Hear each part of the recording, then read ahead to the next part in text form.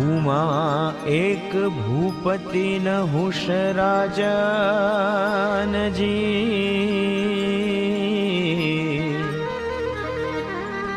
તે પુણ્ય કરી પામ્યો ઇન્દ્રાસનજી,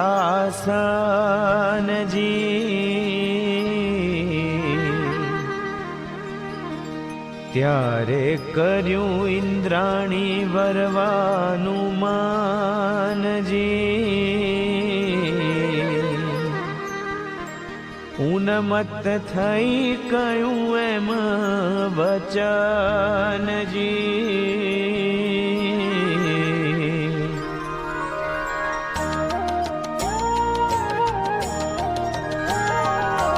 વચન કહ્યું વિકટ અતિ, તું વર્ય મને વેગે કરી, ત્યારે ઇન્દ્રાણી કહે વરી હું ઇન્દ્રને, હવે કેમ વરું નરને ફરી, ત્યારે નહુષ અમલે થયો આંધળો, ખરા ખરી ખબર નવ પડી, ત્યારે જાણ્યું ઇન્દ્રાણીએ જોરે વરસે, કહ્યું આવ્ય કોરે વાહને ચડી, પછી વાહન સારું વિલખા કર્યા, પણ કોરું વાહન નાવ જડ્યું, ત્યારે શિબિકાએ ઋષિરાજ જોડયા, તેનું પાપ તરત નડ્યું, પછી ઇન્દ્રપણું આળસી ગયું, સર્પ સર્પ કહેતા સર્પ થયો, વચન દ્રોહીનું ફળ જોઈ, રખે કોઈ વચન લોપો ભયો, પણ અટપટી છે એ વાર્તા, કરવું ગમતું ગોવિંદ તણું, મન કર્મ વચને કરીને, મેલવું ગમતું આપણું, અતિ રાજી થઈ રળિયાત રહી, જે કોઈ વર્તે છે વચનમાં, ફેર પડે તો ફડકી મરે, અતિ તાપ થાય તનમાં, એમ પાળે હરિની આજ્ઞા, એ માનો વચનની મૂર્તિ, નિષ્કુળાનંદ એને નિરખતા, રહે નહીં પાપ એક રતી.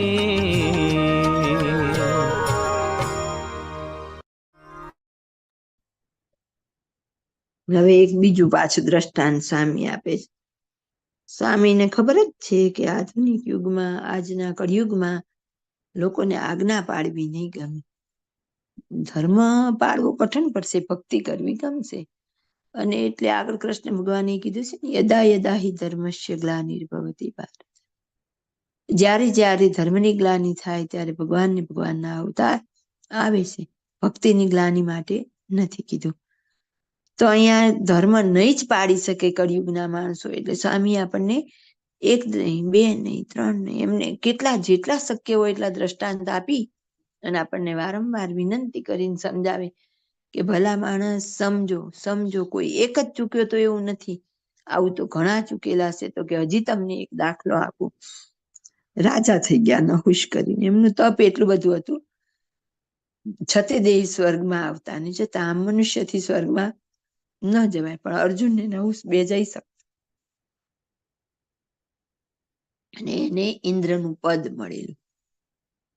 ત્યારે એને બીજા આગળના ઇન્દ્ર હોય, એની પત્ની હતી, એને વરવાનું, એટલે એને પત્ની બનાવવાની ઈચ્છા થઈ, કારણ કે હવે તો પોતે ઇન્દ્ર બન્યા એટલે એક ગર્વ આવે, અને એમણે ઓલામને કીધું કે તમે મારી સાથે લગ્ન કરો. તો ઇન્દ્રાણીએ ના પાડી કે હું તો એક ઇન્દ્રને વળી ચૂકેલી છું, તો હું તમારી સાથે લગ્ન કેવી રીતે કરું એમ. તો નહુષને તો મદ ચડેલો, એને તો કેફ ચડી ગયો હોય, પોતે ઇન્દ્રનું આસન મળી ગયું હતું એટલે. તો એને શું બોલવું શું નહીં વિવેક જતો રહ્યો. જ્યારે આપણી અંદર કોઈ પણ વિષયનો વેગ ચડે છે ને, ત્યારે આપણે વિવેક જતો રહેશે કે આપણે શું કરી રહ્યા છીએ. એટલે આપણે સૌની હારે ત્રોહ કરીએ, પણ મહારાજને મુક્તના વચન એ વખતે આપણને વિસરાઈ જાય. જાણવા છતાં આપણે આંખ આડા કાન કરીએ, પણ એના પરિણામ બહુ ભયંકર આવે છે. માની લઈએ ને કે 1 કે 2 જન્મ જ વધી ગયા, પણ જન્મ લેવો એ જ કેટલું અઘરું છે. એમ કહેવાય છે કે એક પલડામાં બધા જ નર્ક મૂકે, ને એક પલડામાં માતાના ગર્ભમાં જે દુઃખ છે એને મૂકીએ ને તોય તે દુઃખ વધી જાય છે બધા નરક કરતા. મુનિ સ્વામીએ લખ્યું ને કે 6,84,000 નરકના કુંડ છે, એમાં કુંભીપાક નામે નરક છે તે સૌથી ખરાબ છે, અને એના કરતા પણ માતાના ઉદરમાં રહેવું તેનાથી પણ ખરાબ છે. તો બીજી વાર માથે જન્મ ને મરણ તો આવશે જ, આજ્ઞા નથી પાડી ત્યારે આવશે, અને વચન લોપ્યાનું દુઃખ પણ આવશે. મામા એમ કીધું રોગરૂપી શિક્ષા ભોગવી લેવી. તો કે આ તો બધું આગળ આવવાનું જ છે, પણ આને અત્યારે બધું ભાન ભૂલાઈ ગયું. અને ઇન્દ્રાણીને કીધું કે ના, તમારે તો મારી સાથે લગ્ન કરવા જ પડશે. એટલે ઇન્દ્રાણી સમજી ગયા કે હવે અત્યારે આને વિવેક નથી, હવે આની સાથે વાતચીતે તો મેળ પડે એવું નથી. એટલે એને યુક્તિ કરી કે સારું, તો તમે એક કામ કરો કે કોરું વાહન કોઈ નવું હોય ને એમાં તમે બેસીને આવો તો હું વરું. એટલે એમ કે કોઈ પશુ જોડાયેલા ન હોય ને એવું. એટલે જેને વેગ ચડે છે ત્યારે જો આપણને કઈ વેગ હોય કે મારે આવી વસ્તુ લેવી છે, આવા ચોખા લેવા, આવું કપડું લેવું, આવી વસ્તુ, તો એને એન કેન ગમે એમ પામીને જ રહીએ. એમાં બહુ વિચાર કરતા એને એમ થયું ઠીક એક નવી પાલખી બનાવવું અને ઋષિઓ પાસે ઉપડાવું. એટલે એમ કીધું તું ઘોડે ચડીને નો આવતો, ઊંટે ચડીને નો આવતો, આવે ચડીને નો આવતો. એટલે એને નવો રસ્તો કાઢ્યો, અને એને પછી પરાણે બધા ઋષિઓને પાલખી ઉપાડવા માટે તૈયાર. એટલે હવે ઋષિઓનો તો કોપ થાય જ એના ઉપર કે તું એક સ્ત્રી પાછળ આસક્ત થઈ અને ઋષિઓને તારી પાલખી ઉપડાવશે એમ. એટલે એને કોપ લાગ્યો. એટલે એ જ મિનિટે જે ઇન્દ્રની પદવી ભોગવતા હતા ત્યાંથી સીધા મૃત્યુલોકમાં પાછા પડી ગયા. તો એના પણ આજે ગુણ ગવાય છે એમ. વચનદ્રોહીનું ફળ જોઈ રખે કોઈ વચન લોપો ભયો. સ્વામી કે હું તમને ભાઈ પગે લાગુ, તમે કોઈ આ બધાના દ્રષ્ટાંત જોઈ અને આગળ તમે મહારાજનું વચન લોપતા નહીં. આવા કળિયુગમાં આવા મહારાજ આપણને મળ્યા, આવા મુક્તોનું સાનિધ્ય મળ્યું, જોગ સમાગમ આશીર્વાદ મળ્યું, તો કે એક તમે વચન ન તોડતા એમ. પણ અટપટી છે વાર્તા કરવું ગમતું ગોવિંદ તણું. મહારાજને મુક્તોનું ગમતું કરવું ને એ એક બહુ અટપટી વાત છે. બધું કરવા તૈયાર, પણ મહારાજ મનનું ધાર્યું તો અમારું, તમારું કીધું અમે નહીં કરીએ. ઘણી વાર તો એક નાની વાત એ આપણાથી મનાતી નથી. બાપાશ્રીની વાતમાં આવે કે બાપાશ્રી એક વખત કીધું કે આજે ઇન્દ્ર ઘેલો થયો, કુંભારિયા જે અરજીભાઈ વાળું છે ત્યાં સત્સંગનું આયોજન કરેલું હોય, તો કે તમે આજે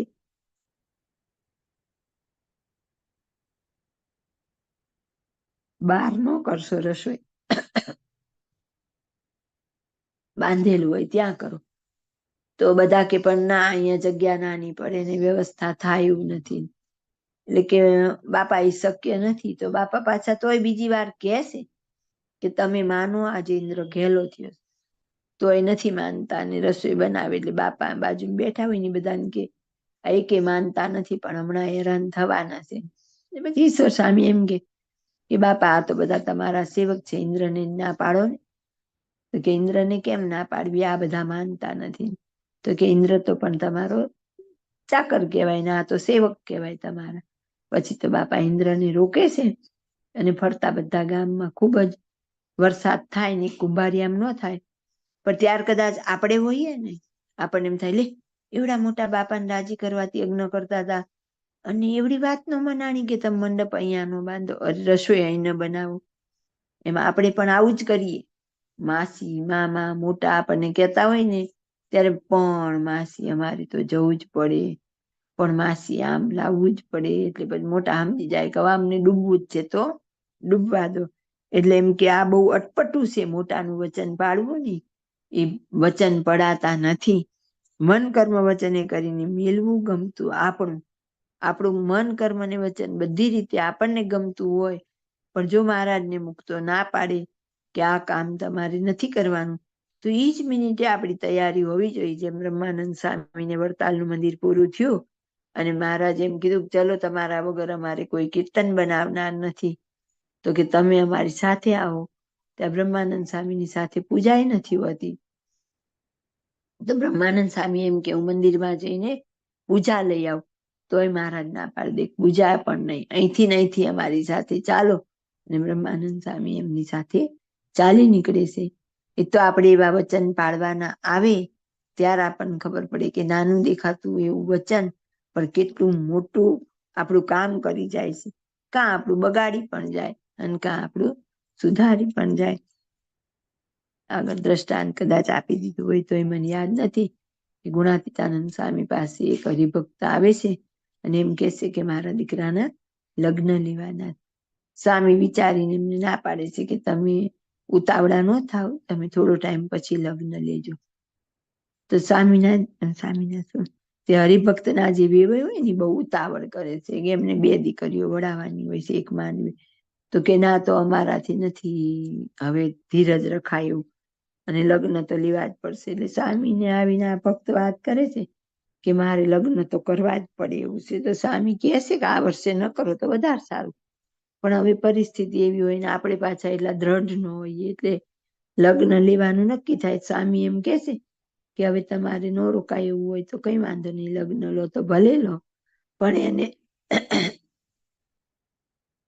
આટલા દિવસ સુધી એને તમારા ખેતરે જવા દેતા નહીં. પણ મોટા મહારાજને મોટા જાણતા જ હોય કે એમ કઈ આ જીવ બધા માને એવા હોય નહીં. આપણને એમ હોય કે છોકરા જ અડવિતરા હોય, પણ આપણે અડવિતરા તો હોઈએ. પછી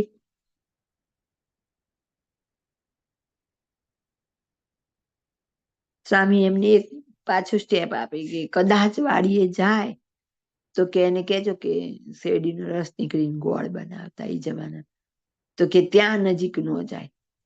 સ્વામીને થયું કે હજી તો આ ઓછું. સ્વામી કે જો કદાચ ત્યાં જાય તો એ કહેજો કે અંદર શેરડી ઓરે નહીં એમ મશીનમાં. કે સ્વામીને એમ થયું કે હજી આ માનશે તો નહીં, તો કે એમ છતાંય જો કંઈ થાય તો એને ગાડે ઘાલીને ઘરે ન લાવતા, ધ્યાન રાખજો. પણ પછી તો જે થવા કાળ હોય છે એ થઈને રહે. આપણે જીવ એવા અજ્ઞાની હોઈએ કે નાની નાની વાતને આપણે માનતા નથી.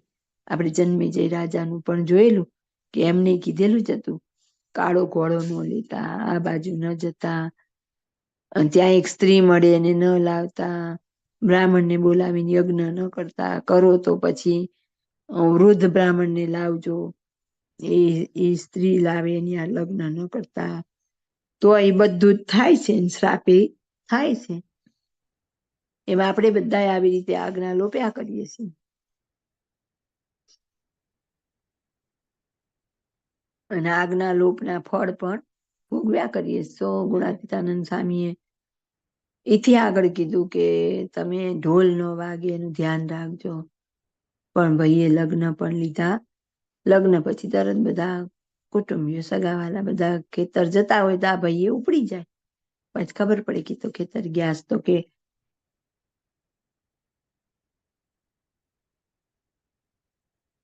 શેરડીના મશીન પાસે ન જતા ત્યાંય ગયા.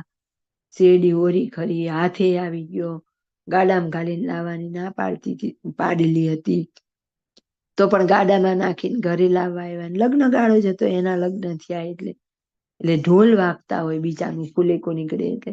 તો એ શબ્દ સાંભળીને એને ચાનક ચડી જાય છે અને એમાં એનો દેહ પડી જાય છે. એની દીકરી પણ દુઃખી થાય છે. મોટા સત્પુરુષનું આપણે આટલું નાનું વચન પણ માની શકતા નથી. એમાં આપણે કેટલાય તર્ક કરીએ કે પણ એટલે અહીંયા એમ કહેશે કે તમે એમ સહેલું ન માનતા, બહુ અટપટું છે મોટાના વચન પાડવાનું. તો એમ અતિ રાજી થઈ રડિયાત રહી જે કોઈ વર્તે છે વચનમાં. એટલે કીધું છે ને ગુરુનું યોગ્ય વચન ને અયોગ્ય વચન. એક બાજુ શાસ્ત્રમાં એવું પણ હોય કે કાર્યમાં ન બંધાવું, અને એક બાજુ મોટા એમ પણ કે આ કાર્ય કરો. તો દરેક વખતે વિવેક હોવો જોઈએ કે મોટાનું ગમતું કરવાનું છે. આપણા બધા ઠરાવ મૂકી અને મોટા જેમ કે એને આપણે નમ્ર ભાવે સ્વીકારવાનું છે. ફેર પડે તો ફડકી મરે, અતિ તાપ થાય તનમાં. જો નાનું અમથું વચન પણ લોપાય તો કે એના દેહમાં એને બળતરા થવી જોઈએ. મારાથી મહારાજનું વચન લોપાણું.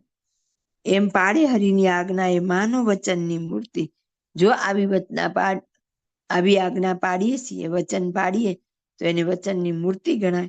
નિષ્કુળાનંદ એને નિરખતા, રહે નહીં પાપ એક રતિ.